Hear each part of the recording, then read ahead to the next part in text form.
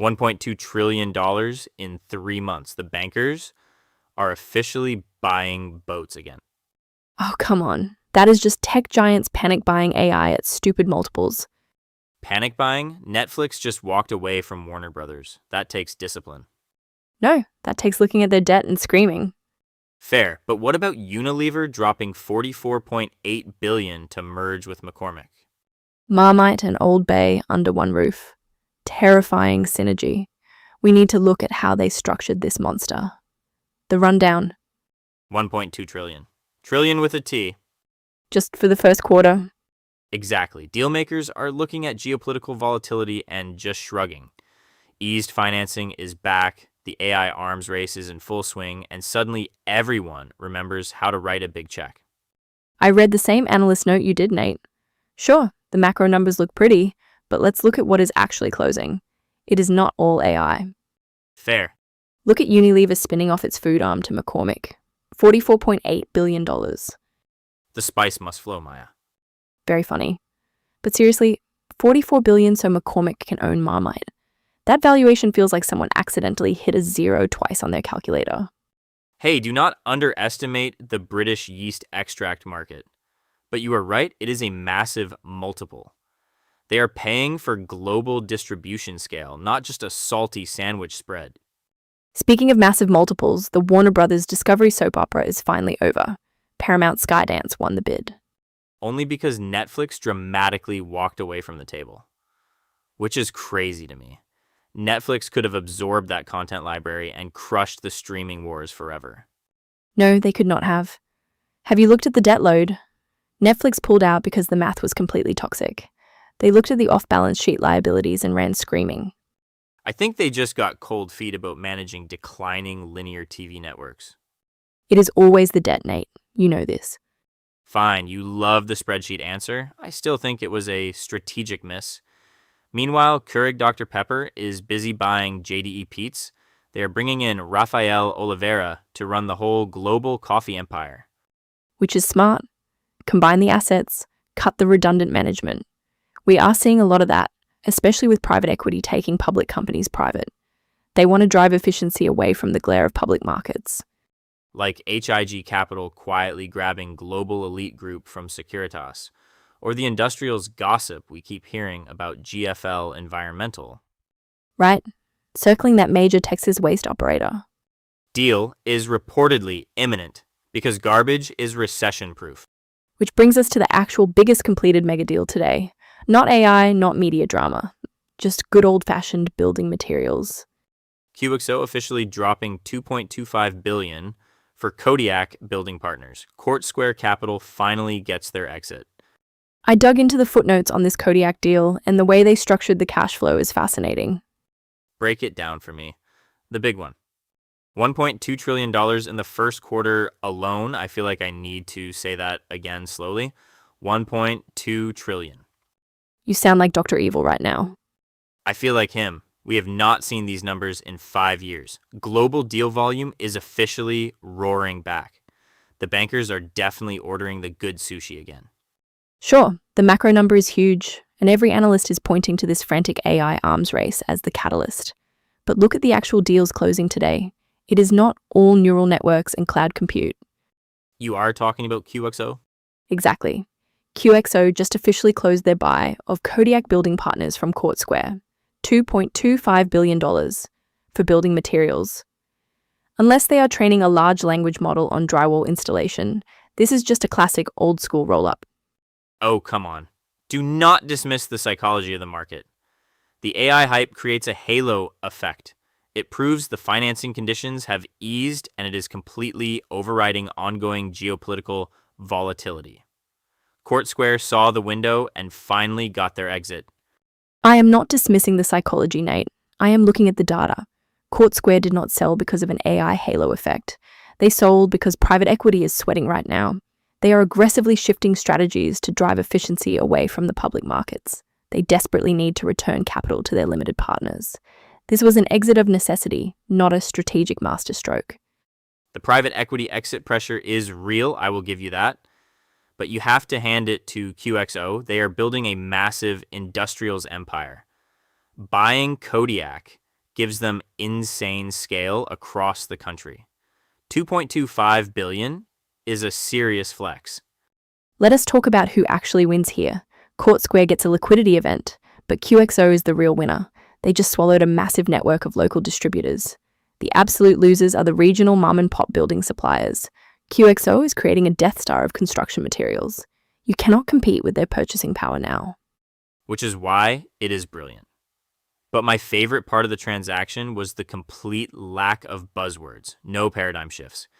Just, we bought a company that sells lumber and roofing.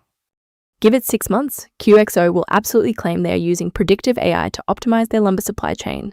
I guarantee that slide is already in their Q3 investor deck. I used to write those pitch decks. You literally just take a stock photo of a forklift and put a glowing blue digital brain next to it. Boom. Valuation multiple expands by 2 turns. You are exactly what is wrong with modern finance. I wear that badge with honor. But look, if we are talking about wild valuation multiples and corporate theater, we need to talk about what is happening in the food sector. You mean the $44.8 billion spice rack collision? Exactly.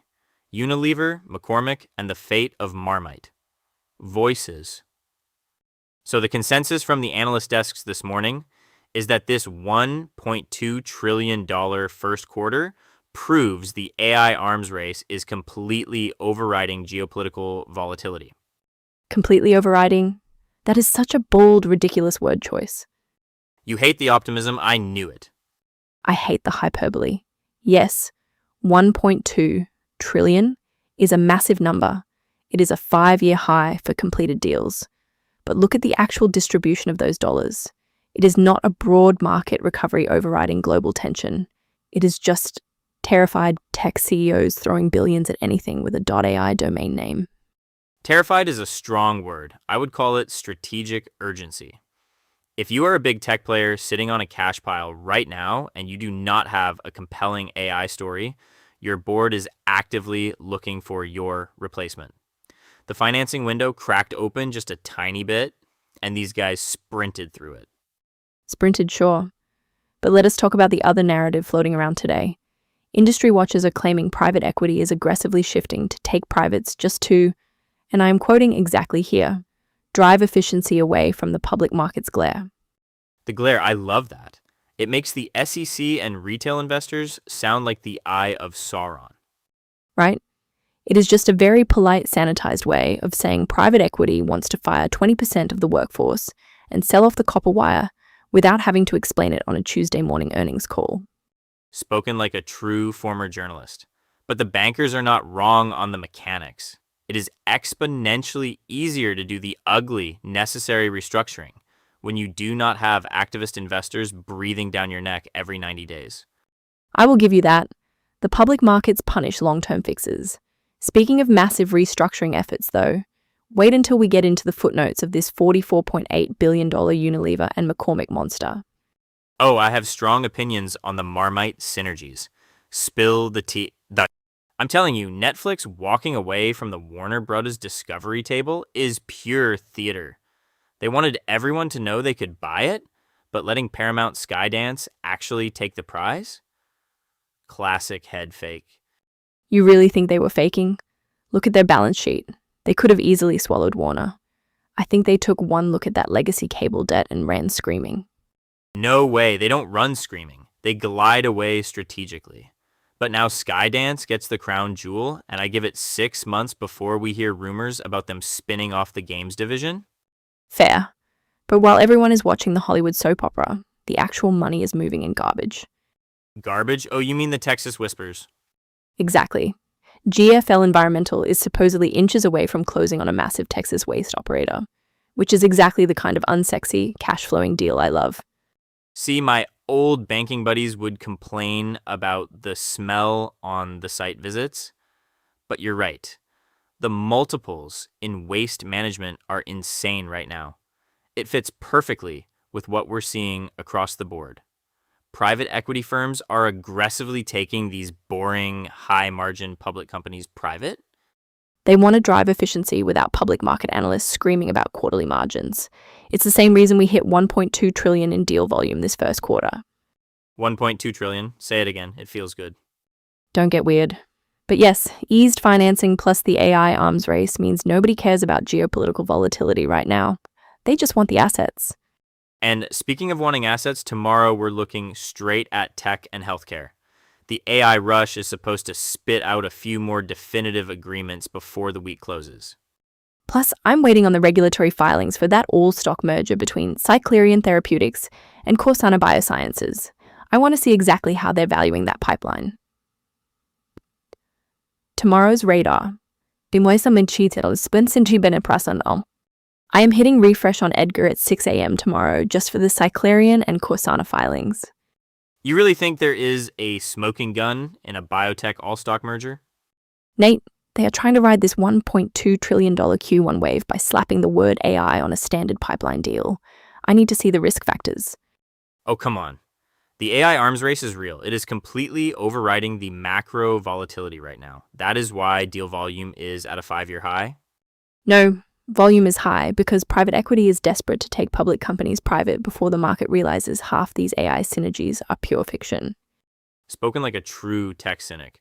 Fine, if you hate tech, look at the industrial sector. Whispers are getting loud that GFL Environmental is circling a massive Texas waste operator. A deal is imminent. See, now that is a transaction I can respect. Actual garbage, not just press release garbage. A beautiful distinction. We will see whose trash turns to treasure when the markets open tomorrow.